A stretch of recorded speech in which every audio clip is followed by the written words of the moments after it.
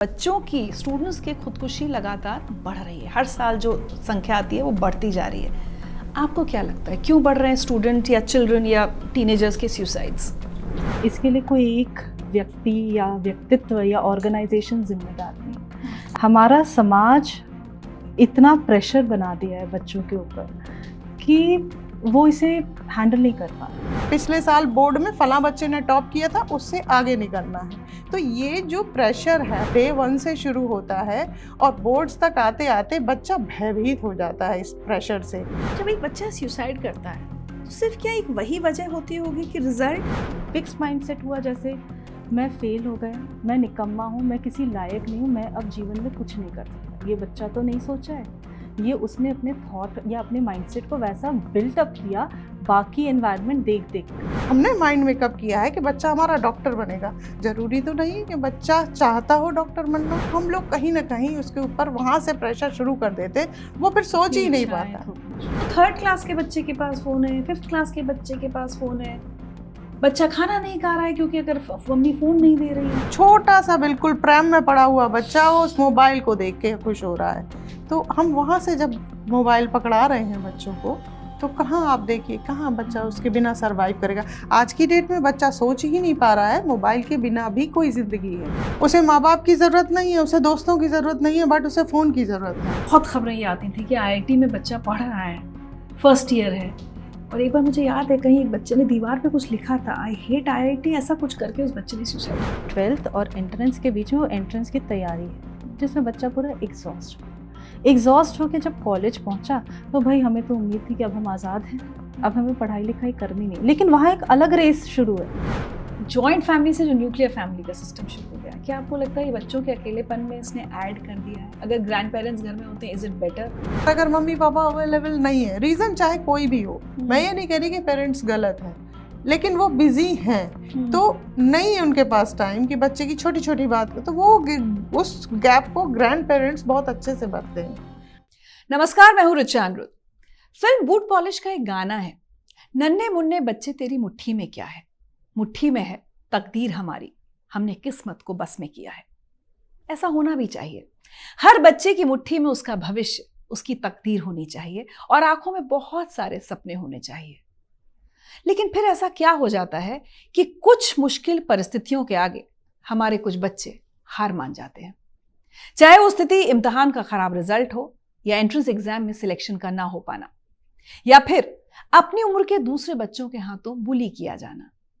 अपनी तकदीर को मुट्ठी में रखने वाले, किस्मत को बस में करने वाले, बहुत सारे बड़े बड़े सपने देखने और उनको पूरा करने की ताकत रखने वाले बच्चों को ये क्या हो जाता है कि किसी एक परिस्थिति के आगे वो हार मान जाते हैं और अपनी जिंदगी खत्म कर लेते हैं। इसकी वजह क्या है? कौन है जिम्मेदार? और कैसे हम अपने बच्चों की खुदकुशी को रोक सकते हैं? यही बतरस में हमारा आज का विषय है और मेरे साथ जुड़ रही हैं दो खास मेहमान, प्रियंवदा श्रीवास्तव जो कि काउंसलिंग साइकोलॉजिस्ट हैं और डॉक्टर रितु सिंह जो कि प्रिंसिपल हैं गवर्नमेंट इंटर कॉलेज नोएडा में। बहुत बहुत स्वागत है आप दोनों का बतरस में। प्रियंवदा जी, खुदकुशी की बात हो रही है, जाहिर सी बात है मैं पहले आपके पास आना चाहूँगी। बहुत चौंकाने वाले आंकड़े हैं, चाहे एनसीआरबी के हों या IC3 जो एक संस्थान है, चौंकाने वाले भी हैं, बड़े ऑनेस्टली कहूँ तो बहुत डिप्रेसिंग आंकड़े हैं, क्योंकि बच्चों की स्टूडेंट्स की खुदकुशी लगातार बढ़ रही है। हर साल जो संख्या आती है वो बढ़ती जा रही है। आपको क्या लगता है क्यों बढ़ रहे हैं स्टूडेंट या चिल्ड्रन या टीनेजर्स के सुसाइड्स? ऋचा जी, इसका कोई एक कारण नहीं है और इसके लिए कोई एक व्यक्ति या व्यक्तित्व या ऑर्गेनाइजेशन जिम्मेदार नहीं है। एज अ सोसाइटी हमारा समाज इतना प्रेशर बना दिया है बच्चों के ऊपर कि वो इसे हैंडल नहीं कर पा रहे। मतलब इट इज़ नॉट जस्ट कि बच्चों को लेकर, मतलब एक नंबर है आ गया, चलो कोई बात नहीं, इम्तिहान था, इस बार नहीं अगली बार अच्छा हो जाएगा। आपने देखा होगा जिसके 60-70 आ रहे हैं उसे तो फेलियर कैटेगरी में डाल ही दे रहे हैं, लेकिन कम से कम 20-30% बच्चों के 95 से ऊपर आते हैं। हमारी बात भी हो रही थी, किसी बच्ची को आए थे 97 और वो टॉपर नहीं थी। हाँ, और आपने बताया कि वो टॉपर नहीं थी और वो खुश भी नहीं होगी कि मेरे 97 क्यों आए, मुझे 99 क्यों नहीं आया, मैं टॉपर क्यों नहीं बन पाई। और ये उस बच्ची के पेरेंट्स या स्कूल या सोसाइटी इन लोगों ने कहा नहीं होगा, सब बोल रहे होंगे जितने आए उतने में हम खुश हैं, चलो बहुत अच्छा किया तुमने, लेकिन उस बच्ची ने अपने आप के लिए वो बैरियर बना लिया था, वो ऑब्स्टेकल्स उसके खुद के थे कि नहीं अगर मैं टॉप नहीं हुई तो मैं क्यों नहीं टॉप, मुझे और अच्छे आ सकते थे, जितना आया उससे खुशी नहीं मिल रही। इसे हम साइकोलॉजी में इम्पोस्टर सिंड्रोम कहते हैं। और जो अचीव करते जा रहे हैं उससे संतुष्ट नहीं है, जो नहीं अचीव कर रहे हैं वो अचीव करने वालों को देखकर संतुष्ट नहीं है, क्योंकि सिर्फ नंबर आ गया वहाँ बात खत्म नहीं हुई है। पेरेंट्स सपोर्ट कर रहे हैं, गाइडेंस दे रहे हैं, पर एक टाइम के बाद अगर उन्हीं पेरेंट्स से कोई पूछता है कितना आया बच्चे को, तो वो 70 की जगह 90 बताएंगे और बच्चा सुनेगा। और जब बच्चा सुनेगा तो अच्छा मुझे सांत्वना दे रहे थे और मेरे नंबर से खुश नहीं, छुपाने की कोशिश कर रहे हैं। हाँ, और ये अननोइंगली पेरेंट्स करते हैं। मेरे पास भी ऐसा नहीं, बहुत बार पेरेंट्स आते हैं, कभी बच्चों को लेकर अगर आए तो एक लास्ट ईयर का केस है, बच्चे को आए थे 89%, उसकी मदर ने मुझे बताया 93%। ज्यादा नंबर डिफरेंस नहीं किया लेकिन 90 से ऊपर कर दिया। भी छुपा रही हैं साइकोलॉजिस्ट से? हाँ, मेरे पास उन्होंने 93। जब बच्चा मेरे साथ बैठा मैंने पूछा कि आपके कितने नंबर आए, परेशानी कुछ और थी, लेकिन ऐसे ही जनरली हम लोग हर तरह से बातें करते कि कुछ निचोड़ निकले। तो मैम मेरे 89 आए। मैंने बोला आपकी मम्मा ने 93 बोले, शायद आपके बेस्ट 4 या बेस्ट 5 में 93 होंगे। नहीं मैम, मेरे बेस्ट 5 में 89 आए हैं, 93 मैंने कहीं से नहीं चुना है। और फिर भी ये मम्मा बोल रही है मुझे पता है शी इज अनहैप्पी। तो आप इस तरीके से घाव देते जाइएगा और सोचिएगा कि चीज़ें बदल जाएं और मेरा बच्चा अचीव कर ले या खुश हो जाए या मेरे सपनों को जिए, तो बच्चा तो आपका चोट खाया हुआ है, कहीं ना कहीं उसके जहन में ये तो रहेगी बात। शायद यही वजह है कि संतुष्ट नहीं है कोई भी नंबर से, आंकड़ों से। उन्हें लगता है अंक उनका आकलन कर रहे हैं। ऋतु जी, एक टाइम था बोर्ड एग्जाम का प्रेशर होता है, हम लोगों पर भी था, अरे 10th बोर्ड देना है, अरे अब 12th बोर्ड देना है, लेकिन फिर भी एक होता था रिजल्ट का इंतजार होता था, उसके बाद भी अभी तक भी कि अच्छा देखें क्या होता है रिजल्ट। मैं सच बताऊं अपना पर्सनली स्पीकिंग, अब जब रिजल्ट आने का टाइम होता है मैं डरती हूँ कि अब क्या होगा, रिजल्ट तो आ गया, 2 दिन बहुत ये दिखाया जाएगा, अरे देखिए इस बच्ची ने कितना अच्छा कर लिया, इस लड़के ने इतना अच्छा कर लिया, लड़कियों ने ज्यादा अच्छा किया, वो सब चलता रहेगा। उसके बाद धीरे धीरे से हम एक छोटे से अखबार में एक छोटी सी खबर पढ़ना शुरू करेंगे, या सोशल मीडिया आ गया, या टीवी पे, बच्चे ने खुदकुशी कर ली, मार्क्स अच्छे नहीं आए, तो मतलब मेरे अंदर तो सच बताऊं एक खौफ बैठ गया है कि अब ये तो बढ़ता जा रहा है जी। एज अ प्रिंसिपल आप बच्चों के साथ इंटरेक्ट करती हैं, ये डर तो आप लोगों के मन में भी होता होगा कि कैसा क्या होगा कि इनमें से कोई बच्चा अपनी जान ना ले ले। जी मैम, मैंने जो अपनी लाइफ में ये फील किया है कि ये जो प्रेशर है ना, बच्चा जिस दिन से पैदा होता है, पहले दिन जब स्कूल जाता है वहाँ से शुरू होता है बच्चे के ऊपर। देखो बेटा, फलां बच्चे ने इतना अच्छा किया, उसके मार्क्स इतने आए, तुम्हारे क्यों नहीं आए, तुम्हें क्या प्रॉब्लम थी। वहीं से वो शुरू हो जाएगा, अपने आप को पीछे ले जाएगा, आगे ले जाएगा, दौड़ने की कोशिश करेगा, भूल जाएगा कि क्या करना है। बस उसे डे 1 से याद है कि मुझे क्लास में फर्स्ट आना है। इस सोच के साथ जब बच्चा चलेगा, आगे बढ़ के जब बोर्ड्स में आएगा तो वो प्रेशर फिर शुरू हो जाएगा, सोसाइटी का प्रेशर। देखो बेटा, लास्ट ईयर फलां का बच्चा था, उसके इतने मार्क्स आए थे, इस बार तुम्हें उसको पीछे छोड़ना है, तुम्हें आगे बढ़ना है। वहाँ हम ये नहीं कह रहे बच्चे से कि बेटा तुम अपना बेस्ट दो, जो कर सकते हो वो करो, मार्क्स पे बिल्कुल फोकस मत करो, लेकिन उसको पहले बार उसको मोटिवेट करने के लिए भी हम क्या कहेंगे कि देखिए आप ध्यान दो, तुम्हारे बाद जो पीछे सीट पे बैठता था उसके लास्ट ईयर इतने आए थे, अब तुम्हें उससे आगे जाना है। पिछले साल बोर्ड में फलां बच्चे ने टॉप किया था, उससे आगे निकलना है। तो ये जो प्रेशर है मैम, डे 1 से शुरू होता है और बोर्ड्स तक आते आते बच्चा भयभीत हो जाता है इस प्रेशर से कि अब अगर मैं नहीं कर पाया तो क्या होगा। फिर वो जब एग्जाम लिखता है, नंबर बाई चांस अगर आ गए अच्छे तो बहुत अच्छी बात है, अगर वो पीछे रह गया, माँ बाप सांत्वना देंगे, जैसे मैडम ने कहा सांत्वना देंगे, छुपाने की भी कोशिश करेंगे। उसके बाद फिर जो बच्चे में गिल्ट आएगा कि मेरे मम्मी पापा ने मुझे 100% दिया था, मेरे टीचर्स ने मुझे पढ़ाया था, लेकिन मैं नहीं कर पाया, और यहाँ से वो जो है फिर डिप्रेस होना शुरू होगा। और धीरे धीरे स्थिति ये आती है कि बच्चा अपने आप को बंद कर लेता है। अभी हाल का वाकया बताऊं, इसी साल मेरे स्कूल के बच्चे थे, हालांकि मेरे स्कूल के बच्चे बहुत स्ट्रांग बच्चे हैं, सरकारी स्कूल जी में सरकारी स्कूल में हर है, तो तबके वो के आते बेचारे होंगे। हाँ वो सब अपना डील करते आते हैं, तो वो स्ट्रांग होते हैं, एनफ स्ट्रांग होते हैं।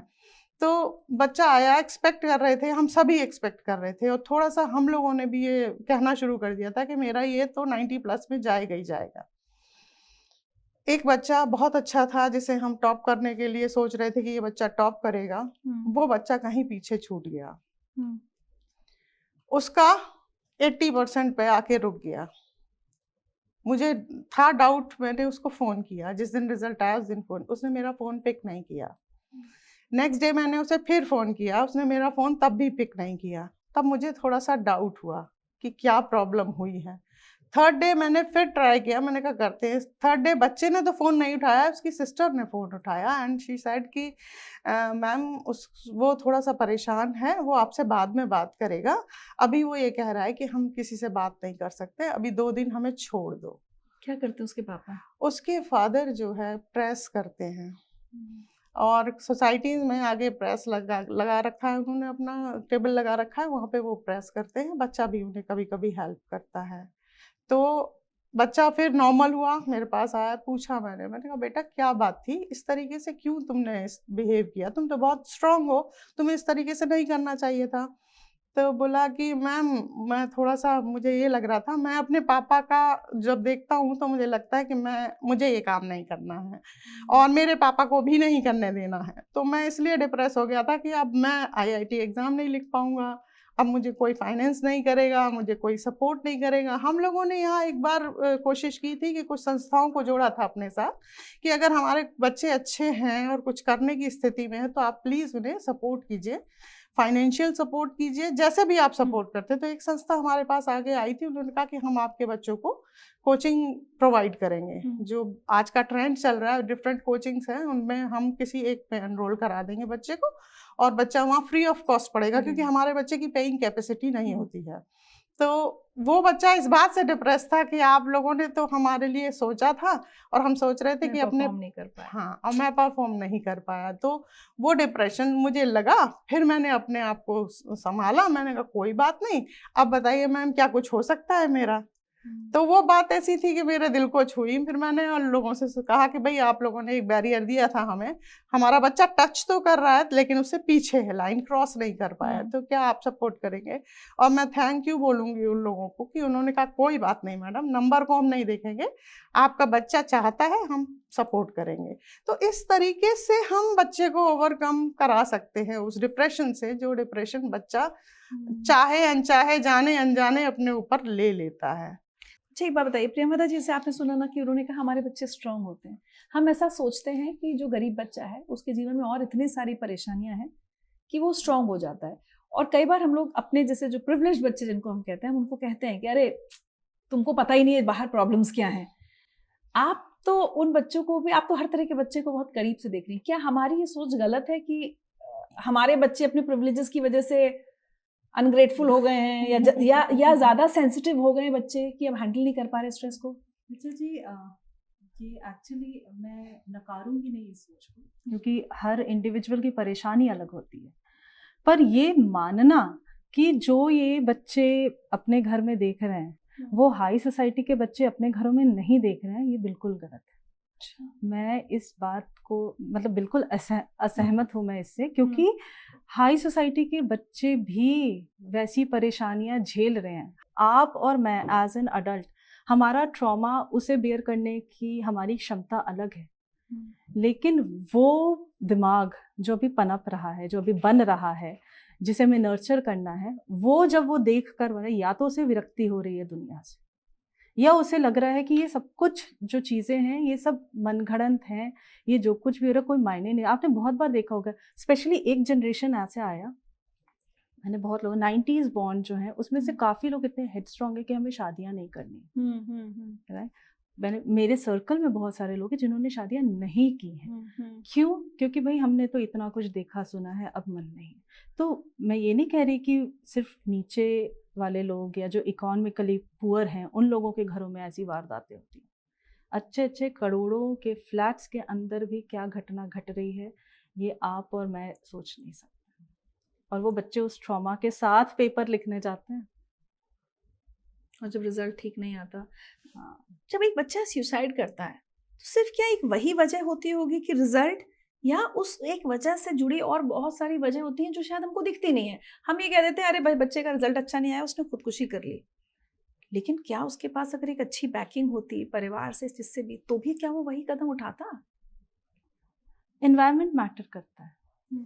अगर परिवार या स्कूल, सोसाइटी उस चीज को, ओके, तो दो तरह का माइंडसेट होता है। एक होता है फिक्स्ड माइंडसेट, एक होता है ग्रोथ माइंडसेट। ठीक है, फिक्स्ड माइंडसेट हुआ जैसे मैं फेल हो गया, मैं निकम्मा हूँ, मैं किसी लायक नहीं हूँ, मैं अब जीवन में कुछ नहीं कर सकता। ये बच्चा तो नहीं सोचा है, ये उसने अपने थॉट या अपने माइंडसेट को वैसा बिल्ट अप किया बाकी एनवायरनमेंट देख देख कर। ग्रोथ माइंडसेट होता है कि अच्छा ठीक है, इस बार मैं फेल हो गया, मैं मेहनत करूंगा, मैं अगली बार अच्छा करूंगा। ग्रोथ माइंडसेट आपका फ्यूचरिस्टिक होता है, लेकिन फिक्स्ड माइंडसेट जो होता है वो आपको एक ब्लॉकेज देता है। और उसके बाद ग्रोथ तो इम्पॉसिबल है। आप self sympathy, self pity mode में भी नहीं जाते हैं। जैसे अगर आप ये सो मेरे साथ क्यों हुआ, जब सुसाइडल थॉट्स आते हैं तो वो कोई भी इंसान उस अवस्था में नहीं रहता कि मेरे साथ क्यों हुआ, अब मुझे और नहीं झेलना है। अवस्था वो रहती है, वो फ्रैक्शन ऑफ मिनट रहता है जब कोई भी जाकर सुसाइड करता है। कारण सिर्फ नंबर्स नहीं होते हैं, कारण बहुत सारे होते हैं जो पाइल अप करके पहाड़ बनते हैं। जैसे मैम ने बताया उस बच्चे का एग्जाम्पल, भगवान की कृपा से उसने ऐसा कोई कदम नहीं उठाया, लेकिन उसके दिमाग में आया ना परफॉर्मेंस प्रेशर कि मैं नंबर नहीं ला पाया, अब मेरा फ्यूचर डार्क है, अब मैं कुछ नहीं कर सकता, मैं जिस जगह से निकलना चाह रहा हूँ मैं नहीं निकल सकता, अब मैं हेल्पलेस हूँ। तो अगर वो चाहता तो वहाँ रुक सकता था, लेकिन थैंकफुली उसमें ग्रोथ माइंडसेट था, वो रुका नहीं। फिर वो मैम के पास जाकर मैम से बात की कि नहीं मैम ठीक है, मैम मुझे बता रही थी ये सेम स्टोरी, तो नहीं मैम इतना मैंने नहीं सोचा था। लेकिन 2-3 दिन उसे भी लगे उससे उबरने में, स्वीकार करने का। उसी 2-3 दिन में कई बार कोई बच्चा हार मान उठा सकता है। मतलब एक फैक्टर और मुझे लगता है कि माँ बाप जो है अपना सपना बच्चों के ऊपर थोपते हैं। ज्यादातर पढ़े लिखे माँ बाप थोपते हैं, गरीब और अनपढ़ माँ बाप नहीं थोपते। वो केवल इतना कहते हैं बेटा इतना कर लेना कि कमा लो और खा लो और अपना घर चला लो। लेकिन जो पढ़े लिखे माँ बाप हैं उनके घर में जिस दिन बच्चा पैदा होता है, माँ या बाप ये डिसाइड कर लेता है कि मेरा बेटा इंजीनियर बनेगा और वो IIT से इंजीनियरिंग करेगा, मेरा बेटा नीट एग्जाम क्वालिफाई करेगा और एम्स से वो जो है अपना डॉक्टरी पूरी करेगा। तो ये जो माँ बाप के अपने पूर्वाग्रह और अपने सपने हैं वो जो हम थोपते हैं ना बच्चे के ऊपर, अब वहाँ क्या है कि हमने माइंड मेकअप किया है कि बच्चा हमारा डॉक्टर बनेगा। जरूरी तो नहीं है कि बच्चा चाहता हो डॉक्टर बनना, एक सर्टेन एज के बाद बच्चा भी अपना सोचता है, तो वो हम लोग कहीं ना कहीं उसके ऊपर वहां से प्रेशर शुरू कर देते। वो फिर सोच ही नहीं पाता, वो सोच ही नहीं पाता है कि मुझे डॉक्टर, या पापा ने कहा है डॉक्टर बनना है, मम्मी ने कहा है इंजीनियर बनना है, कि इसके अलावा भी कुछ सोचना है मुझे। और जो बच्चा सोचता है उसे बागी करार देके बदतमीज हो, तुम ये हो, तुम वो हो, इस तरीके के तमाम सारे उसको विशेषण मिल जाते हैं सुनने के लिए। तो बच्चा एक एज में थोड़ा बहुत रिवोल्ट करता है, लेकिन लास्टली वो सरेंडर करता है माँ बाप की इच्छा को लेके। और फिर उस पर वो इमोशनल प्रेशर, देखो हमने तुम्हारे लिए ये किया, देखो हमने तुम्हारे लिए ये किया, क्या तुम पढ़ नहीं सकते हो? वो चाहता है पढ़ना, लेकिन वो पढ़ना नहीं चाहता है जो आप पढ़ाना चाहते हैं उसको। हम अगर इस पे फोकस करें और हम यहाँ का वर्क करना शुरू कर दें तो शायद ये सुसाइड के बहुत सारे केस बहुत कम हो जाएंगे। मैम, मेरा अपना पर्सनल एक्सपीरियंस ये बोलता है जी। और जैसा हम लोग कहते हैं कि हर साल खुदकुशी की खबरें आती हैं, इस साल बहुत सारी बुरी खबरों के बीच एक अच्छी खबर आई। अलीगढ़ में बेसिक शिक्षा अधिकारी हैं राकेश सिंह जी, उनके बेटे के 60% आए और बेटे ने कहा कि पापा आप तो गुस्सा हो गए मुझसे, और उसके बाद उन्होंने उस बेटे से कहा गुस्सा नहीं, मैं तो बहुत खुश हूँ, तुम्हारे मुझसे ज्यादा आए हैं। उसके बाद उन्होंने बहुत लंबी चौड़ी सोशल मीडिया पोस्ट लिखी। तो राकेश सिंह जी हमारे साथ जुड़ रहे हैं, थोड़ा उनसे बात कर लेते हैं। राकेश सिंह जी, बहुत बहुत स्वागत है आपका और बहुत बहुत बधाई आपके बेटे ऋषि के रिजल्ट पर। ये बताइए कि आपने जो इतनी लंबी पोस्ट लिखी, बड़ी अच्छी, क्या सोच रही उस पोस्ट के पीछे, क्यों आपने लिखा ऐसा? मेरे पोस्ट लिखने के पीछे उद्देश्य ये था कि बहुत सारे बच्चों के कम नंबर आते हैं और हमारे भी बच्चे का नंबर कम आया था, 60% था। जब मैंने उससे कॉल किया तो उसने मुझे ये बताया कि पापा आप नाराज़ तो नहीं, इतने कम नंबर मैं पाया हूँ। मैंने कहा मैं तो इतना खुश हूँ जितना कभी मैं अपने सिलेक्शन पे नहीं हुआ था। मेरा उद्देश्य ये था इस पोस्ट के माध्यम से कि देश के तमाम ऐसे बच्चे हैं जो किन्हीं कारणों से तमाम रीज़न हो सकते वो नंबर गेम में पिछड़ जाते। तो नंबर गेम कोई ज़िंदगी का उद्देश्य नहीं है, ठीक है, अच्छे खराब नंबर आ सकते हैं और मेरा उद्देश्य बस ये था कि इनको प्रोत्साहन देना है, कैसे इनको और भी आगे बढ़ने के। ऐसा नहीं कि नंबर कम आया तो हमारे मंजिल बंद हो गई, हमारे रास्ते बंद हो गए। हमें कैसे मोटिवेट करना है क्योंकि उस समय तमाम ऐसी घटनाएँ होती हैं, तमाम ऐसे इंसिडेंट्स होते हैं कि तमाम बच्चे डिप्रेशन में आ जाते हैं, दिक्कतों में आ जाते हैं। तो मैं उनके मनोबल को बढ़ाने के लिए मैंने ये पोस्ट लिखी थी। अपने बच्चे के भी मनोबल को बढ़ाने के लिए मैंने ये पोस्ट लिखा था और मैं आप सभी व्यूअर्स का, आप सभी लोगों का धन्यवाद देना चाहता हूँ कि इस पोस्ट को देश-विदेश में आपने काफ़ी लाइक किया, काफ़ी ज़्यादा वायरल हुई है। अभी भी मेरा उद्देश्य यही है कि हम ज़िंदगी की शुरुआत कहीं से भी, कभी भी कर सकते हैं। हारने की ज़रूरत नहीं है। जब से हम उठ खड़े हों तभी से सवेरा हो सकता है। तो तमाम उन बच्चों को, तो अभिभावकों को मेरा यही संदेश होगा कि आप बच्चे को सपोर्ट करिए, उनके साथ रहिए, मानसिक रूप से सपोर्ट करिए। आपका बच्चा कभी भी जब से शुरुआत करेगा ज़िंदगी में अच्छा करेगा। राकेश जी, क्या होता है कि पेरेंट्स भी एक तरह के प्रेशर में जीते हैं और आप बेसिक शिक्षा अधिकारी हैं, कोई ये भी कह सकता है अरे शिक्षा अधिकारी के बच्चे के रिजल्ट 60% क्यों है? तो आपने अपने बच्चे से उम्मीद रखी ही नहीं थी या उम्मीद के मुताबिक नंबर नहीं आए तो आपने अपनी निराशा जाहिर नहीं होने दी? नहीं, उम्मीद हम लोगों ने रखी थी कि नंबर थोड़ी बेहतर आएँगे, लेकिन उसी समय बच्चे को डेंगू हो गया था और मैंने देखा कि वो बहुत विपरीत परिस्थितियों में बच्चे ने पेपर दिया था। ऐसे में हम तो माता-पिता हैं और हमें वास्तविकता से हम परिचित हैं, तो हमें तो उसका सपोर्ट करना चाहिए कि जो बच्चा किन्हीं कारणों से स्वास्थ्य संबंधी कारणों से सफ़र कर रहा हो और हम फिर इतना ज़्यादा एक्सपेक्टेशन भी करें तो अच्छी बात नहीं है। हम उतने से ही खुश थे, हम ये समझ रहे थे कि अगर बच्चे का ऐसी तबीयत खराब जैसी बात नहीं होती तो शायद वो और बेहतर कर सकता था। लेकिन अभी उसके पास भविष्य में तमाम ऐसे मौके हैं, जिनमें वो अच्छा कर सकता है, इस बात पे मैं पूरा आश्वस्त हूँ। राकेश जी, एक और बड़ी चिंता पेरेंट्स की ये रहती है और पेरेंट्स क्योंकि हमेशा ना ये कह देते हैं कि अरे हम कोई बच्चे के दुश्मन थोड़ी हैं।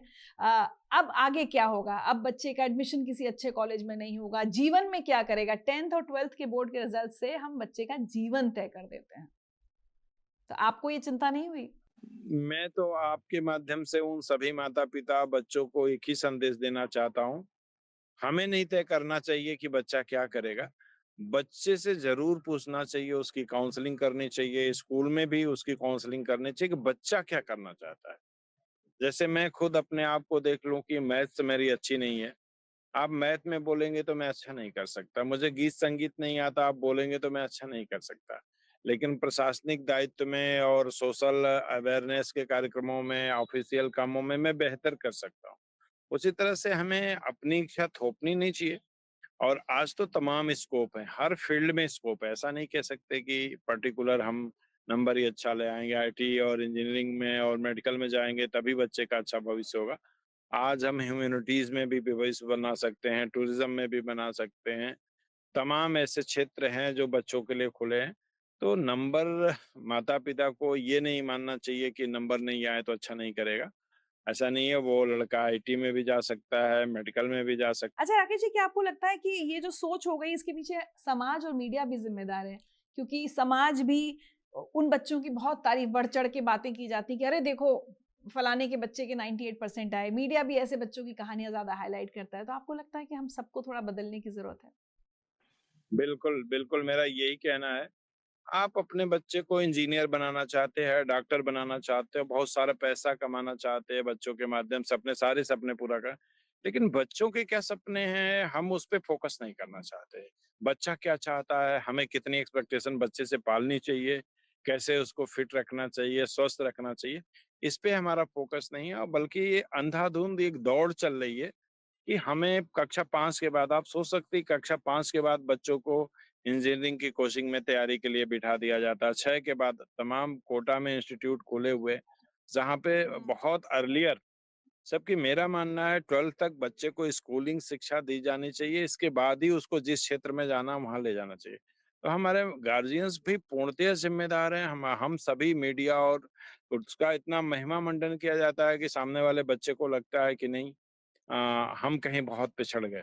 ऐसी बात नहीं है, ये हमारी ज़िम्मेदारी है कि हम इस तरह के बच्चों को भी टॉपर्स के साथ लेके चलें और इनको भी हम अच्छा करें, सम्मानित करें, क्योंकि मैं खुद अपने आप को देखता हूँ कि मेरा बीए में 52% नंबर था, बट मैंने पीसीएस 2000 की परीक्षा में अपने पीएस ग्रुप में मैं टॉप किया।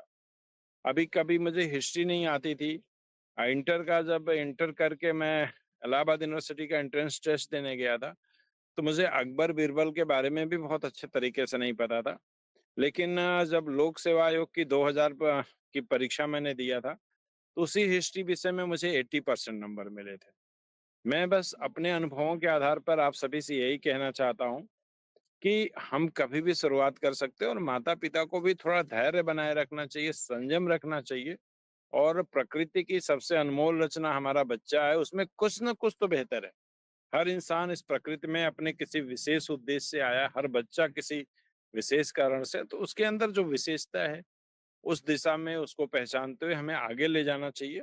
और वो बच्चा ज़िंदगी में कभी भी, कहीं भी, आपने 12th फेल फ़िल्म देखी होगी, उन्होंने आईपीएस बन के दिखाया। तमाम मीडिया अगर इसके लिए ज़िम्मेदार है कि टॉपर्स को सम्मानित करती है, तो यही मीडिया उन बच्चों को भी हाइलाइट करती है जो सामान्य सी परिस्थितियों से बहुत अच्छा कर रहे हैं। तो मीडिया का रोल तो दोनों जगह है। मीडिया अपना काम बखूबी कर रही है, बट हमें माता-पिता को, जो बच्चे के सर्वाधिक पास रहते, उनकी ज़िम्मेदारी बनती है कि बच्चों को कैसे अधिक से अधिक मोटिवेट करें, उन्हें हेल्प करें, सपोर्ट करें, गाइडेंस दें, ताकि वो बच्चा जो बनना चाहता, जो करना, हमारी खुशी इस बात में होनी चाहिए कि बच्चा जो करना चाहता, हम उसमें खुश हैं। बच्चा अगर संगीत में जाना चाहता है, गीत में जाना चाहता है, वो डॉक्टर बनना चाहता है, इंजीनियर बनना चाहता है, टीचर बनना चाहता है, सर्विसेज़ में जाना चाहता है, वो जहाँ जाना चाहे, वहाँ पे जाके वो अच्छा करेगा, क्योंकि उसके इंटरेस्ट का विषय हो। इंटरेस्ट का विषय चुनने में और बच्चे को आगे बढ़ाने में अभिभावकों की बहुत बड़ी भूमिका है। आपने जो बात कही, सबसे पहले ज़िम्मेदारी अभिभावकों की बनती है, इसके बाद मीडिया की ज़िम्मेदारी है। मीडिया तो दोनों पहलुओं को दिखा रहा है। इसके लिए मैं उसको धन्यवाद देना चाहूँगा, क्योंकि अभी हमने तमाम वीडियोज़ देखे, तमाम स्टोरीज़ देखी जो मीडिया के माध्यम से हमारे पास आती हैं, कि तमाम नॉर्मल बच्चों ने, कम नंबर पाने वाले बच्चों ने कितना अच्छा परफॉर्मेंस किया। तो मीडिया का यहाँ भी योगदान है, जो अच्छा कर रही है वो करना चाहिए, और जहाँ पर थोड़ा सुझाव हो सकता है, सुधार हो सकता है, मीडिया को वहाँ पे भी जाना चाहिए। चलिए, बहुत बहुत शुक्रिया राकेश सिंह जी हमारे साथ जुड़ने के लिए, और मुझे बहुत अच्छा लग रहा है, और मैं उम्मीद करूंगी कि आपने जो लिखा पोस्ट और आपकी जो सोच है, उससे और बहुत सारे पेरेंट्स एक सबक लें, एक सीख लें, और अपना नजरिया भी वैसा रखें जैसे आपने रखा। Thank you so much for joining us. Private schools में तो मुझे लगता है शायद काउंसलिंग साइकोलॉजिस्ट एक होना जरूरी होता है। क्या सरकारी स्कूलों में भी अभी हो रहा है? जी, अब पिछले 2 साल से हमारे यहाँ भी रेगुलर बेसिस पे एक काउंसलर है, और अरे बच्चों वाह! की प्रॉब्लम्स को सॉर्ट करती है। जो भी उनकी समस्याएं हैं वो सुनती है, सेशंस होते हैं बाकायदा, और अब हमारे यहाँ भी ये सुविधा उपलब्ध है। जी। बच्चों की या यंगस्टर्स की सुसाइड का एक ही वजह नहीं रिजल्ट, हम उसके आगे और रीजंस पे जाएंगे। एक थोड़ा टेक्निकल सवाल प्रियंवदा जी मैं आपसे पूछना चाहती हूँ। एकदम जब एक व्यक्ति सुसाइड करने का सोच रहा है, और जाहिर सी बात है बड़ों में और बच्चों में फर्क होता होगा, वो एक मोमेंट क्या होता है? What drives a child? क्योंकि उसके आगे तो सारी जिंदगी, जैसे अगर हम कहें कि भाई किसी हमारी उम्र के किसी ने कर ली, तो शायद जैसे आपने कहा ना कि मैं अब और नहीं झेल सकता, तो वो इंसान परेशान हो चुका है, वो चाहे लोन में, कर्जे में दबा है, बहुत सारे रीजन। बच्चे के लिए खुदकुशी करना कितना भयावह काम एक है। What drives them there? Richa ji, nothing drives them. Life stops them. There's no factor which pushes them. उनके अपने या तो उन्हें जज करने लगे, या हेल्पलेसनेस इस कदर तक अंदर घुस चुकी है कि कुछ समझ में नहीं आ रहा, कुछ नज़र नहीं आ रहा है। आपने अक्सर देखा होगा अपने सोसाइटी में, या जब आपके बच्चे छोटे थे, तो क्योंकि आप इतनी सपोर्टिंग मदर थी, हो सकता है आपको इमीडिएट घर में ये नहीं नज़र आया हो, लेकिन आपने बाहर देखा होगा कि बच्चा घर में बहुत सभ्य है, बाहर उद्दंड है। ऐसा क्यों होता है? सिर्फ इसलिए क्योंकि मुझे मेरी माँ की नज़र में बेस्ट बच्चा बनना है, मुझे मेरे पापा की नज़र में बेस्ट बच्चा बनना है। बाकी दुनिया में मैं फ्री रह सकता हूँ। बहुत सारे अडल्ट्स ऐसे होंगे जो आज के डेट में भी शराब या सिगरेट अपने पेरेंट्स के सामने नहीं पीते हैं, लेकिन छुपकर ऐसा पीते हैं कि उनका कोई सानी नहीं। क्यों? घर वालों को पता चल जाने से भय क्यों है? क्योंकि मेरे मम्मी पापा ने एक इमेज बनाया है, मुझे उस फ्रेम में फिट होना है। वो इमेज मेरा नहीं है, वो है जो वो देखना चाहते हैं। और जब मैं सबके द्वारा ये साबित कर दिया गया हूँ या गई हूँ कि मैं इस लायक नहीं हूँ, फिर तो मैं किसी लायक नहीं। जिनके सामने मुझे बेस्ट बनना था, अब मैं उनके सामने भी बेस्ट नहीं हूँ। अब वो भी मुझे उस नज़र से देखेंगे जैसे बाकी सारे देखते हैं, अरे ये तो बड़ा शरारती है, अरे ये तो किसी की सुनता नहीं, अरे ये तो बहुत ही बागी बच्चा है, या पढ़ाई में कुछ नहीं कर सकता, पढ़ाई में कुछ नहीं कर सकता है। बस वो हेल्पलेसनेस, एक्चुअली बागी बनना शुरू हो जाता है, फिर वो बिल्कुल वही एक्ट करता है जो उस पर ब्लेम किया जा रहा है। तो मतलब तो सुसाइड ही कर लेते हैं, तो फिर तो बात ही खत्म हो जाती है। अच्छा ही है ना, जब मुझसे कोई भी खुश नहीं है और मैं खुद भी खुश नहीं हूँ, क्योंकि मैं सिर्फ हर किसी को जस्टिफाई कर रहा हूँ या कर रही हूँ थैंक्स टू साइबर उस पे भी मैं आना चाह रही हूँ मीडियम, कि जो दिमागी हालत 13-14 साल में होती थी, अब वो 10-11 साल के बच्चों में दिखती है। मुझे आज सुबह सुबह यूएस से एक पेरेंट का मैसेज आया है कि हमें 11 साल के बच्चे की काउंसलिंग करानी है। लेकिन बात वो नहीं है, बात ये है कि जो सोच 13-14 साल के बच्चों में तब पनपती है, वो आज 10-11 साल में पनपने लगी है। और उस तरीके की मानसिक अवस्था वो उस उम्र में झेल रहे हैं जब लिटरली गुड्डे गुड़ियों से खेलने की उम्र है। आपको लगता है कोई 10 साल का बच्चा गुड्डा गुड़िया आज खेल रहे? आप खरीद के दोगे, वो एक कोने में पड़ा रहेगा, किसी को इंटरेस्ट नहीं है। हाँ, कुछ लड़कियां जरूर सॉफ्ट टॉयज खरीद लेती हैं, लेकिन वो बेडरूम सजाने के लिए रहता है, उसमें उसका नाम रखना, जैसे हम करते थे, नाम रख के साथ में सुला रहे हैं, खिला रहे तो हैं। गुड़ियों की शादी करी पता नहीं कितने साल तक तो इनोसेंस खत्म हो गई। हमने खत्म कर दी। पेरेंट्स को ब्लेम किसको कह रही हैं? सोसाइटी। आप अच्छा, आई हैव पेरेंट्स जो आपस में लड़ जाते हैं। एक पेरेंट कहता है नहीं, वीडियो गेम नहीं खेलने देना है, दूसरा पेरेंट कहता है अरे यार वो जा रहा है, उसके सारे फ्रेंड्स वही खेल रहे हैं, मैं कैसे अलग कर दूं? कुछ तो नॉलेज होना चाहिए, नहीं तो सोसाइटी में क्या बात करेगा। क्यों? आप अपने बच्चे को फिजिकल एक्टिविटी कराइए, थोड़ा बहुत नॉलेज के सेक के लिए खेलने दीजिए। इसका मतलब ये तो नहीं कि 24 घंटा बच्चे के हाथ में फोन रहेगा कि चलो बेटा खेल लो, नहीं तो तुम्हारे दोस्त नहीं बचेंगे। मैम जब बता रही थी ना, तो मैं इस बात पर आना चाहती थी। पेरेंटिंग स्टाइल ये बहुत मैटर करती है। और वो पेरेंटिंग इसलिए, जैसे है ना, डॉक्टर इंजीनियर ही बनोगे तुम, कुछ और नहीं बनोगे। वो क्यों है? क्योंकि मैं इनसिक्योर हूँ। मुझे नहीं पता कि अगर मीडिया में मेरा बच्चा जाएगा तो हर बच्चा ऋचा अनिरुद्ध नहीं बन सकता, 10 में से एक ही बनेगा, राइट? 9 तो स्ट्रगल कर रहे हैं। मुझे वो सिक्योरिटी नहीं दिख रही मेरे बच्चे के लिए। क्योंकि मुझे वो सिक्योरिटी नहीं दिखी, मुझे पता है भाई डॉक्टर तो लाख रुपए महीना कमा लेगा, चलो अभी घिस लो फिर कमा लेना। इसलिए मैं पुश कर रही हूँ अपने बच्चे को पढ़ने के लिए, क्योंकि मैं इनसिक्योर हूँ खुद, क्योंकि मुझे मेरा बच्चा नंबर 1 चाहिए। इसलिए मैं अपने बच्चे को उसी ट्रैक पर चलाऊंगी जो नजर आ रहा है मुझे ना समझ है, ना मैं समझना चाह रही हूँ।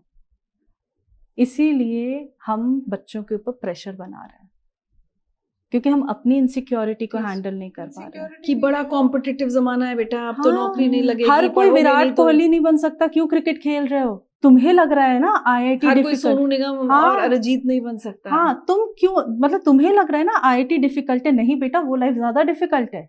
और क्योंकि मुझे डर लग रहा है इसलिए मैं तुम्हें एक्सपेरिमेंट नहीं करने दूंगी। और अब आजकल माँ बाप के पास बच्चों के लिए टाइम भी बहुत कम है। जहाँ टाइम कम है उसको कॉम्पनसेट कर रहे हैं मोबाइल पकड़ा के। बिल्कुल। या आपको बच्चे फलाना गेम तुम्हें अच्छा लग रहा है, लाओ हम तुम्हें ला के दे देते हैं। ये तो सबसे ये एक बहुत बड़ा रीजन है। पेरेंटिंग बची कहाँ अब? हमारे घर में एक बच्ची को हमने क्लास 11th में आके जब फोन दिया, तो हम पिछले 3-4 साल से सुन रहे थे लोग ऐसे करते थे, 11th में आ गई उसका फोन नहीं है। तो हमने कहा वो अपनी नॉर्मल लाइफ जी रही, क्योंकि यहाँ तो 3rd क्लास के बच्चे के पास फोन है, 5th क्लास के बच्चे के पास फोन है। बच्चा खाना नहीं खा रहा है क्योंकि अगर मम्मी फोन नहीं दे रही है। आप देखिए बहुत छोटे बच्चे मैंने देखे हैं मार्केट प्लेस पे या कहीं पे भी, कि बहुत छोटे छोटे बच्चे हैं, उनको मोबाइल दिखा दिया, मम्मी पापा अपना काम कर रहे हैं या कुछ कर रहे हैं, छोटा सा बिल्कुल प्रेम में पड़ा हुआ बच्चा वो उस मोबाइल को देख के खुश हो रहा है। तो हम वहां से जब मोबाइल पकड़ा रहे हैं बच्चों को, तो कहाँ आप देखिए कहाँ बच्चा उसके बिना सरवाइव करेगा। आज की डेट में बच्चा सोच ही नहीं पा रहा है मोबाइल के बिना भी कोई जिंदगी है। उसको किसी दुनिया वही दिख भी रही है, लेवल नहीं का दिख रही, बच्चा। लोनलीनेस हो रही है इससे। बिल्कुल, उसे माँ बाप की जरूरत नहीं है, उसे दोस्तों की जरूरत नहीं है, बट उसे फोन की जरूरत है। वो एक फोन अगर उसका मैं- 1 घंटे भी दूर रहे, उन्हें दोस्तों की जरूरत है, लेकिन कहाँ इंस्टाग्राम पर। वही ना, उन्हें दोस्तों की जरूरत है कहाँ व्हाट्सएप पर। मेन बात वही है कि बस स्कूल में बच्चों का अलग ग्रुप है, ये प्रेशर है कि तुम इंस्टाग्राम पर क्यों नहीं आए हो अभी तक, अकाउंट बनाओ। और अगर कोई बच्चा नहीं बना रहा है तो उसे पुश किया जा रहा है कि फेक अकाउंट बना लो, मम्मी थोड़े ना तुम्हारी देखने आ रही है, कोई और नाम रख लो, उन्हें क्या पता। मैम सही बोल रही हैं। है। एक चीज पूछूंगी आपसे जी। इतने बच्चे आपके पास काउंसलिंग के लिए आते होंगे, कभी कोई ऐसा बच्चा आया जिसने कहा कि मैं सुसाइड करना चाहता हूँ या चाहती हूँ? हाँ मैम और क्या वजह बिल्कुल। बताते हैं? जो मैंने आपको बताया कि मेरे पेरेंट्स मुझे समझ नहीं पा रहे, मेरी ज़िंदगी बेकार है, मुझे इस लाइफ में कोई इंटरेस्ट नहीं है, and to the extent I am a mistake. बच्चे इस लेवल तक चले जाते हैं कि उन्हें जो सबसे सेफेस्ट जगह है आपकी ज़िंदगी की, आपका घर, वो घर काटता है, मुझे इस घर में नहीं रहना। और मैं ये नहीं कह रही कि पेरेंट्स हमेशा गलत होते हैं, उनका अपना एक उनका नजरिया अपना होता है। उनका अपना नजरिया है, और ये नहीं गलत नहीं है, लेकिन पेरेंट्स अपनी सोच थोप रहे हैं बच्चे के मैम, ऊपर। हर समय वो भी नहीं है, मैं इसी पर आना चाह रही हूँ। बहुत बार ऐसा है कि घर का एनवायरनमेंट बहुत हेल्दी है, सारी चीजें सही है, बच्चा अपने लिए बैरियर्स बना चुका है। क्यों? क्योंकि मेरी मम्मी मुझसे कहती है कि 8:30 बजे के बाद तुम फोन नहीं यूज कर सकते हो, मेरे फ्रेंड्स 2 बजे रात तक जाग रहे हैं, मैं ऐसा क्या कर लूंगा उन 4 घंटों में, मेरी मम्मी को मेरे ऊपर विश्वास नहीं है। अब ये कहाँ से आया? ये उसकी सोच है, जो वो देख रहा है कि अच्छा दूसरे के पेरेंट्स ने छूट दे दी है, उनके घर का एनवायरनमेंट अलग होगा, उनकी केमिस्ट्री अलग होगी, ये बच्चा नहीं देख रहा। उसे ये, क्योंकि मेरे ऊपर रेस्ट्रिक्शंस हैं, इसका मतलब ये है या तो मेरे ऊपर मेरे माँ बाप को विश्वास नहीं है, या वो मुझसे प्यार नहीं करते हैं, या उन्हें कोई लेना देना नहीं है। मेरी जगहसाई हो रही है, मेरे फ्रेंड्स मुझसे हंस रहे हैं, सब मुझसे दूर जा रहे हैं कि तुम तो रहते नहीं हो रात में गप करने के लिए। चलिए, पढ़ाई जो बोर्ड्स है उससे थोड़ा आगे चलते हैं। होशियार बच्चा है, तभी पेरेंट्स ने कोचिंग में भेजा कि भाई ये तो अब डॉक्टर बन जाएगा, ये तो इंजीनियर बन जाएगा। 2 तरह की चीजें हो रही हैं। कोचिंग इंस्टीट्यूट्स तो ऐसा लगता है जैसे सुसाइड के हब बन गए। कोटा जाइए, कोटा में तो मतलब हर साल इतनी सुसाइड की खबरें आती है। उसके बाद जब बच्चा उस एंट्रेंस एग्जाम को क्लियर नहीं कर पाता, तब खुदकुशी कर रहा है।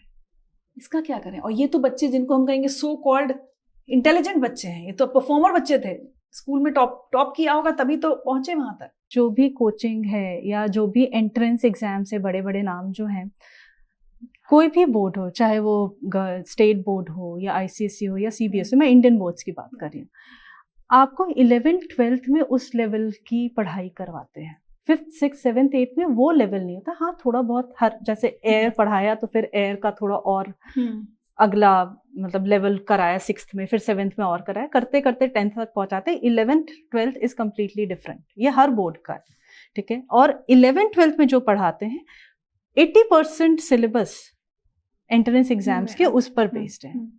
अब ये पेरेंट्स की इनसिक्योरिटी है ना रिचा जी, कि मैं 5th क्लास से अपने बच्चे को डाल दूं कोचिंग में। आप क्या करवा रहे हो कोचिंग में? 11th 12th का सिलेबस आएगा ना, ज्यादा से ज्यादा 20% 9th और 10th का आएगा। जब आपका बच्चा उतना तेज है तो क्या वो 2 साल में कवर नहीं कर पाएगा? तो बहुत बच्चों को देख रहे हैं, छोटे छोटे बच्चे कोचिंग जा रहे हैं। आप मैम, बचपन छीन रहे ज्यादातर हो। देखिए जो बच्चा बहुत जल्दी कोचिंग शुरू कर रहा है ना, वो कंपटीशन में बैठने वाले टाइम तक एग्जॉस्ट हो चुका होता है, बिल्कुल और सही वो बात वहां है। जाके गिव अप कर चुका होता है कि मुझे ये नहीं करनी, मैं ये नहीं कर पाऊंगा।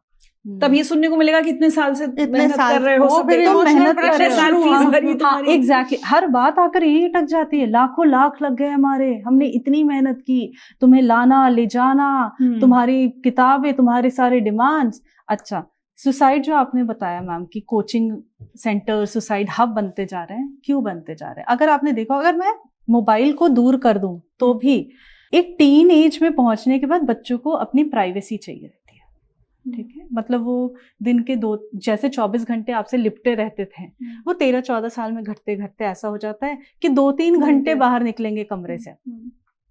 अब उस कमरे में बच्चा अकेले है, ठीक है, आप उसे उठाकर कोचिंग इंस्टीट्यूट, बच्चा ऐसे ही सिकुड़ा हुआ है, आप उसे कोचिंग इंस्टीट्यूट में डाल रहे हो और बर्डन्स के साथ, और उसे और कंजस्टेड एनवायरनमेंट दे रहे हो, क्योंकि उसकी दुनिया तो ऐसे भी सीमित थी, दोस्त वोस्त इक्का दुक्का बच्चे होंगे, या जो बहुत सोशल बच्चा है उसकी बात मैं नहीं करी, मान लो 3-4 दोस्त बच्चे। अब वो वीकडे या वीकेंड क्लासेस होती है, वीकेंड क्लास, वीकडेज में स्कूल जा रहा है बच्चा, 4 बजे तक आपका बच्चा स्कूल में, वीकेंड क्लास में सुबह से लेकर शाम तक बच्चा कोचिंग में, उस बच्चे का सोशल सर्कल कहाँ बना? वो सिर्फ किताब और अकेलापन है, क्योंकि और कोचिंग में भी एक अलग प्रेशर है मैम।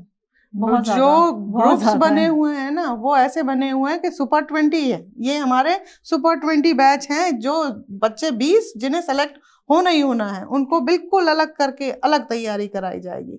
फिर जनरल बैच शुरू होंगे, इसमें भी 1 2 3 4 कैटेगरीज हैं। सुपर 20 में जाना चाहता है। हाँ, वहाँ जाना, ये वहाँ जो से बात है प्रेशर ना, शुरू हाँ होता है। एग्जैक्टली, ये जो परफॉर्मेंस प्रेशर है, और ये आज की बात नहीं है, जब मैंने 12th दिया था, हाँ, ये तो कोटा का जो मैं कह रही हूँ आपसे सालों से सुन जब रही हूँ। मैंने यही तो बात 11th है। 12th दिया था हमारे स्कूल में, मैं मतलब नाम नहीं लूंगी, लेकिन हमारे स्कूल में भी मैम 3 सेक्शंस थे।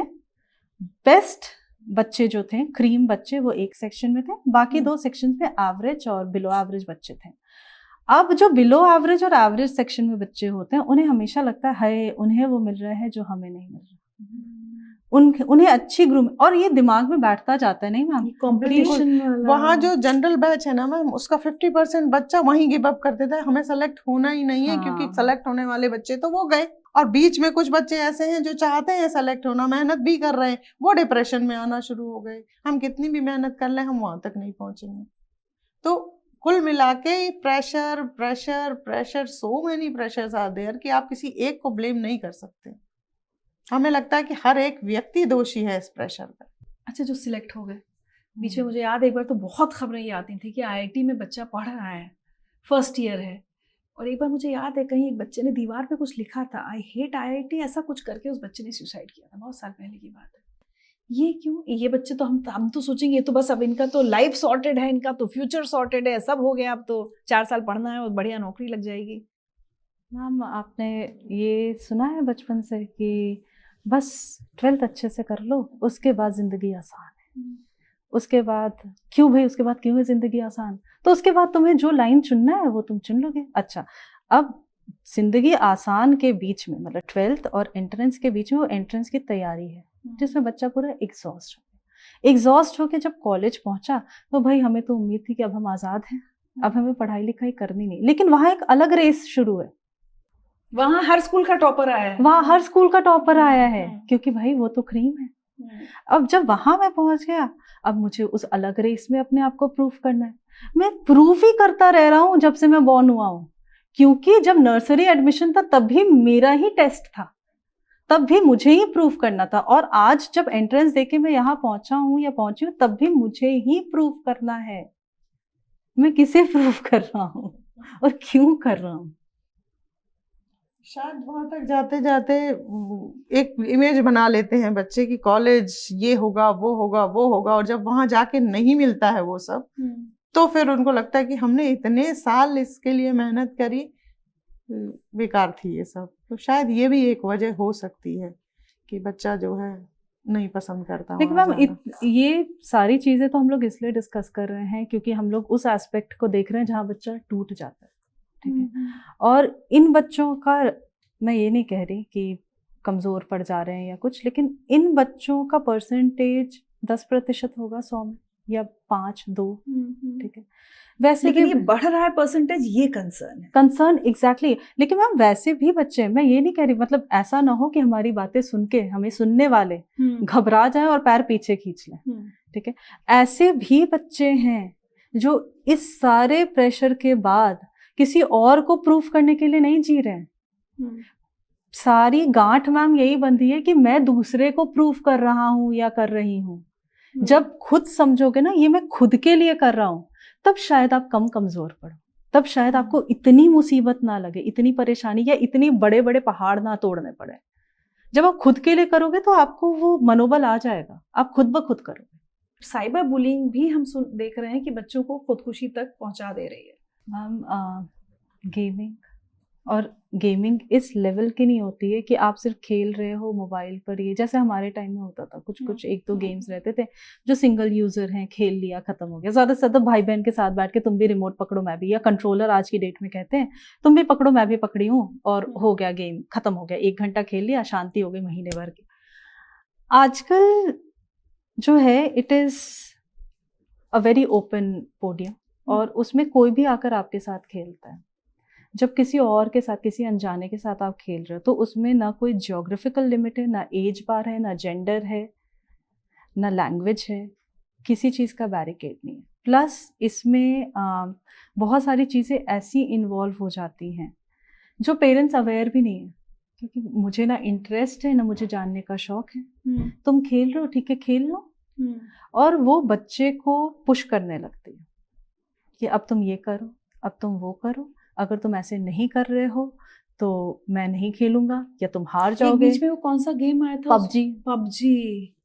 पबजी आया था, और पबजी में बहुत सिंपल सी चीज थी ma'am, winner winner chicken dinner, अगर तुम ये जीत जाओगे तो तुम्हारा डिनर चिकन है। और उसके बाद बच्चों ने घर जाकर गेम जीतने के बाद या वो लेवल जीतने के बाद ऐसा कहते थे कि भाई आज चिकन क्यों नहीं बनाए। वो हालुसिनेट करने लगते हैं कि अगर मैं जीत कर आया हूं तो सबको पता होना चाहिए ना कि डिनर में तो चिकन मिलना है, क्यों नहीं है चिकन। I asked. लड़कियों के साथ और इवन शायद लड़कों के साथ सेक्सुअल साइबर बुलिंग भी बहुत हो रही है, किसी की फोटो कहीं शेयर कर दी, ये सब बहुत हो रहा है। अभी रिसेंटली मेरे यहाँ हुआ था, 12th अच्छा? क्लास की लड़की थी, और जैसे जाते हैं जगह जगह कॉम्पिटिशन्स वगैरह के लिए, तो वहाँ साथ पढ़ने वालों से नंबर शेयर कर लेते हैं बच्चे। उसने भी ऐसे ही किया होगा शायद, वो नहीं रिकॉल कर पा रही है कि उसने कहाँ और क्या किया। उस बच्ची की फोटो लेके और इतनी गलत तरीके से यूज की गई कि वो लड़की इतना परेशान हो गई कि मेरे माँ बाप मेरी पढ़ाई छुड़वा देंगे। फिर हम लोगों ने हेल्प ली पुलिस वालों से, और उनसे तब वो जाके उसको हम लोग सॉर्ट कर पाए। तो ये होता है मैडम, और ये मतलब अब उसने किसी के साथ ऐसे नहीं नंबर शेयर किया कि किसी अननोन पर्सन को शेयर कर दिया। ये वाली प्रॉब्लम्स एक्चुअली बच्चे अपने पेरेंट्स को नहीं बता सकते, नहीं क्योंकि बता पेरेंट्स से अलग मुसीबत हो पेरेंट्स पहले एक बात कहेंगे कि तुमने क्या किया, ऐसा जरूर तुमने किया होगा इसलिए ऐसा हुआ। बच्ची फंस गई चक्कर में, तो ये बच्ची की गलती नहीं थी वहां पे। जब उसने शेयर की हम लोगों के साथ, हमारी काउंसलर के साथ बेसिकली शेयर की, वो बात मेरे पास आई, तो हमने फिर उस बच्चे को कहा कि तुम्हारी कोई गलती नहीं है बेटा, तुमने ऐसा कुछ भी नहीं किया जो तुम्हें नहीं करना चाहिए था, लेकिन फिर भी आगे से ध्यान रखना कि नंबर ऐसे भी शेयर नहीं करने हैं किसी से। फिर उसको निपटारा किया गया उसका, लेकिन वो बच्ची बहुत परेशान रही। वो इतने मेंटल स्ट्रेस से गुजरी, और बड़ी प्यारी सी, बड़ी डिसेंट सी बच्ची थी, और बहुत अजीब तरीके का बिहेव करने लगी, सबसे अलग बिल्कुल। अब फिर हुआ क्या कि बच्चों को स्कूल में, क्लास में पढ़ने वाले बच्चों को वो फोटोग्राफ्स मिल गए, तब ज्यादा बवाल हुआ। ये जो नंबर शेयरिंग वाली चीज है ना, ये हम लोग भी नहीं रियलाइज करते हैं। आप खुद सोचिए आपका नंबर कितने लोगों के पास होगा, और आपका नंबर होना सेफ है, लेकिन उसके साथ आपका व्हाट्सएप प्रोफाइल भी, डीपी भी नजर आ रहा है। उस डीपी में से कोई आपके चेहरे को क्रॉप करके कहाँ यूज कर रहा है, यू डू नॉट नो। और ये बच्चे नंबर शेयर करने में नहीं सोचते हैं। आप अपने बच्चे को इंस्ट्रक्शन दे सकते हैं कि भाई इंस्टाग्राम पे चेहरा मत डालना, सोशल मीडिया पे कोई भी तुम्हें फुटप्रिंट नहीं बनाने हैं, ठीक है, तुम रहो क्योंकि तुम्हारे फ्रेंड्स हैं, चलो ठीक है, लेकिन ये सब नहीं करना। पर आप ये नहीं रोक सकते हो कि भाई अब तुम अपना डीपी भी मत डालो। फिर अगर कहाँ तक आप रोकोगे। हाँ, आप ये जरूर कर सकते हो कि आप खुद सीख जाओ कि भाई सिक्योरिटी सिस्टम क्या है, कि डीपी लॉक कैसे कर सकते हो कि अननोन नंबर्स को ना दिखे तुम्हारा डीपी, या क्या कर सकते हो। बट उसके लिए फिर आपको उस लेवल तक खुद भी अवेयर होना होगा कि आप बच्चों को सिखाएं। तो 2-3 चीजें बताइए मुझे। एक तो अब ये महानगर, भागती दौड़ती जिंदगी, बहुत टाइम पे जैसे वर्किंग पेरेंट्स हैं, पेरेंट्स अवेलेबल नहीं हैं, जॉइंट फैमिली से जो न्यूक्लियर फैमिली का सिस्टम शुरू हो गया, क्या आपको लगता है ये बच्चों के अकेलेपन में इसने ऐड कर दिया है? अगर ग्रैंड पेरेंट्स घर में होते हैं, is it better? Obviously very better, क्योंकि अगर वो मान लीजिए असमर्थ हैं कुछ भी करने में, आपके बच्चे के पीछे भागने में, फिर भी 4 आंखें हैं जो बच्चों को देख रही है, गाइड कर सकती है। हो सकता है शारीरिक रूप से वो बच्चों के साथ खेल नहीं सकते, ठीक है, लेकिन हाँ वो किसी सर्वेंट से तो कह सकते हैं खाने का टाइम हो गया है या पढ़ाई का टाइम हो गया है या इतनी देर से सिस्टम पर क्या कर रहे हो, या वो बातें कर सकते हैं, कहानियां हाँ, सुना वो सकते हैं। सबसे बड़ा फैक्टर है ग्रैंड पेरेंट्स का कि बच्चा जो चीजें नहीं सबसे शेयर कर पा रहा है या वो चाहता है बात करना। एक एज तक तो बच्चा चाहता है ना अपने मम्मी पापा से बात करना, और अगर मम्मी पापा अवेलेबल नहीं है, रीजन चाहे कोई भी हो, मैं ये नहीं कह रही कि पेरेंट्स गलत हैं, लेकिन वो बिजी हैं, तो नहीं है उनके पास टाइम कि बच्चे की छोटी छोटी बात को, तो वो उस गैप को ग्रैंड पेरेंट्स बहुत अच्छे से भरते हैं। और जो छोटी छोटी सी बातें बच्चा शेयर करता है, हो गई कि बहुत जरूरत है। वाकई। आज की डेट में देखिए आप, जितने भी बच्चे दोनों जॉब कर रहे हैं, ज्यादातर अपने मम्मी पापा को अपने साथ ले जाने की जिद करते हैं कि आप लोग अब हमारे साथ रहिए। उल्टा हो रहा है। एक जमाने में ये स्थिति थी कि बड़े Old age बुजुर्ग homes की अलग संख्या रहे बढ़ गई हैं। थी। आज की डेट में सबसे ज्यादा डिमांड में अगर कोई है तो ग्रैंड पेरेंट्स हैं नहीं, कि ये आप बात बच्चों मैं के साथ सहमत हूँ इस रहिए। बात से, क्योंकि अगर आप देखें जब हम लोग छोटे थे और हमारी जॉइंट फैमिलीज होती थी तो स्कूल से घर आने के बाद 4 लोगों को हिसाब देना होता था, वही बातें दोहराई जाती थी और कोई थकता नहीं था, क्योंकि उन लोगों को उम्मीद रहती थी ना कि शायद कुछ ऐसा पता चल जाए जो मेरा बच्चा अकेले झेल रहा है। अब आप वो बाबा से शेयर करो, दादी से शेयर करो, मम्मी को बताओ या पापा को बताओ, कहीं ना कहीं तो वो बात निकलेगी, आपको अपना बच्चा ज्यादा अच्छे से समझ में आएगा। तब हो सकता है कि आप मतलब अपनी पेरेंटिंग स्टाइल को बदल दीजिए।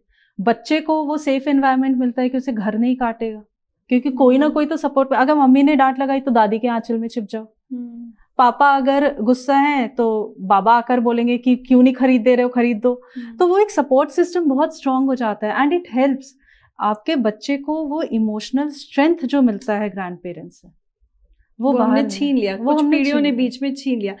प्रियंवदा जी, मेंटल हेल्थ प्रोफेशनल्स की कमी है हमारे देश में, या अभी तक हम, ठीक है थोड़ा सा टैबू अब हटा है, लेकिन अभी भी मेंटल हेल्थ को लेकर हम उतने सीरियस नहीं हो पाए? आपको लगता है इस देश में हमें और होना चाहिए?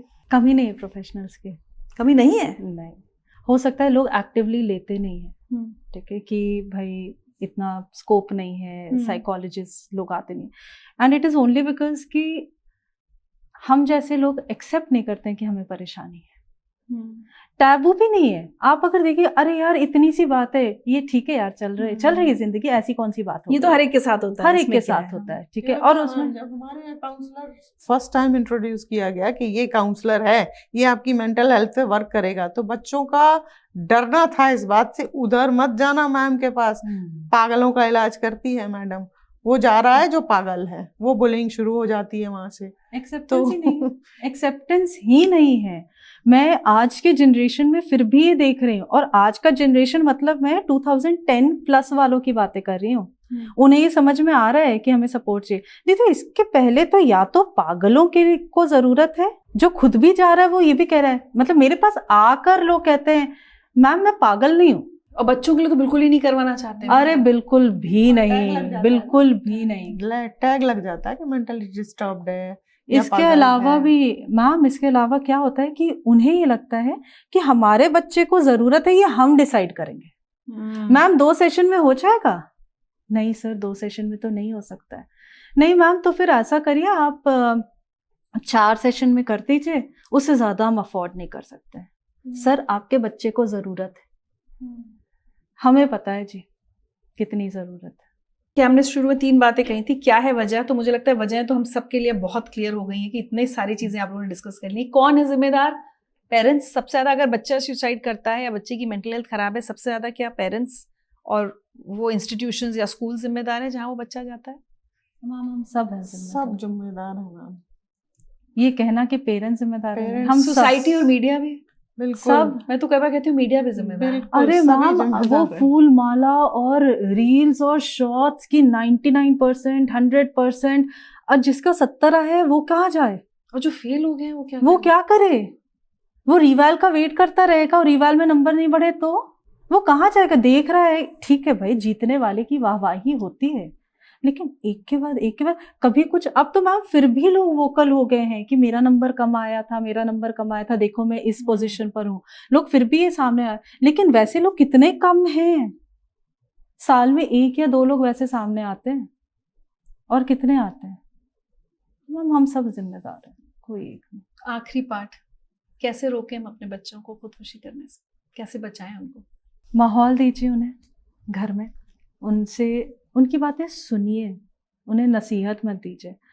तो मैम अगर कोई कमज़ोर पड़ता है, जब हम डिस्टॉर्टेड इमोशंस में जाते हैं, तो हमें अपने थॉट्स के लिए सांत्वना चाहिए, वैलिडेशन चाहिए, सीख नसीहत नहीं चाहिए। हो सकता है आप बहुत एम्पैथी के साथ बच्चे के साथ बैठे हो, लेकिन उसमें पता है, लेकिन अगर तुम आधा घंटा ज़्यादा पढ़ लेते ना तो शायद और अच्छा हो जाता।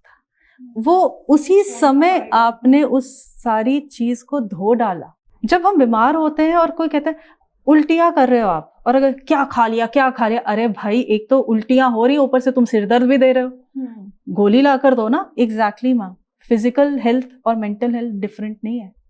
अगर कोई परेशानी है तो उसका सपोर्ट बने, उसे उस समय सीख नसीहत या गालियां नहीं चाहिए, बस इतना इतना बदलाव। और थोपें बिल्कुल नहीं बच्चे के ऊपर। आप क्या चाहते थे, आप क्या नहीं कर पाए, आप एक्सपेक्ट करते हैं बच्चा करेगा, या सोसाइटी में भी अनावश्यक प्रेशर देते हैं। मैं सबसे यही अनुरोध करूंगी, कभी भी किसी बच्चे से अगर बात करना शुरू करें तो इस बात से ना करें कि तुम्हारे कितने नंबर आए और आज तुमने क्या पढ़ा। इस बात से शुरू करें कि तुम्हें क्या अच्छा लगा, आज के दिन में तुमने सबसे अच्छा क्या किया। ये लेसन तो आज मैं भी लेके जा रही हूँ, सच्ची बता रही हूँ, क्योंकि अननोइंगली हम ये करते हैं।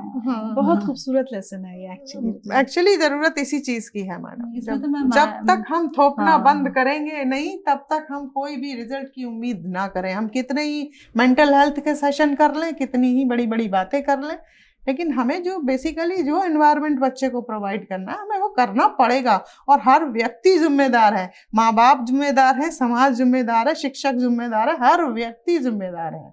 स्कूल्स को लगता है हम एक बड़ा फुल पेज ऐड देंगे कि देखो इस बार 12th के बोर्ड में हमारे बच्चों के रिजल्ट्स देखो। yes. जो टॉपर्स हैं उसमें से 5 तो हमारे स्कूल के हैं। ये तो देखिए, अब विज्ञापन की दुनिया है इस समय, बच्चों के रिजल्ट्स में तो परफॉर्मेंस प्रेशर तो हम ही लोग क्रिएट कर रहे हैं। हम हर एक मेंबर इस समाज का बच्चा क्या चाह रहा है, पहले हमें इसको प्रायोरिटी देनी चाहिए। बच्चे को क्या पसंद है, हमें इसको प्रायोरिटी देनी चाहिए। मैम उसके साथ थोड़ा गाइडेंस भी नहीं, गाइडेंस नहीं, और मेरा ये कहना है कि हो सकता है वो बच्चा भी पढ़ना चाह रहा हो, ऐसा नहीं है, लेकिन नहीं कर पा रहा, तो वो भी हमें समझना होगा। वो फिर हम सपोर्ट पे आएंगे। लेकिन डे 1 पे हम ये तो ना बताएं उसको कि तुम्हें IIT में जाना है या तुम्हें एम्स में जाके डॉक्टरी करनी है। पैदा होते ही जो हम डे 1 पे हम ये भी बताते हैं कि अगर तुम जैसे IIT में जाना है तो तुम्हें 12 घंटे तो पढ़ने हैं, नहीं पढ़ रहे हो तो तुम कर क्या रहे हो। तो हार तो वहीं से शुरू हो जाती है। वो स्क्रीन टाइम मॉनिटर करना चाहिए पेरेंट्स को, बच्चों का स्क्रीन टाइम पर कुछ होना चाहिए।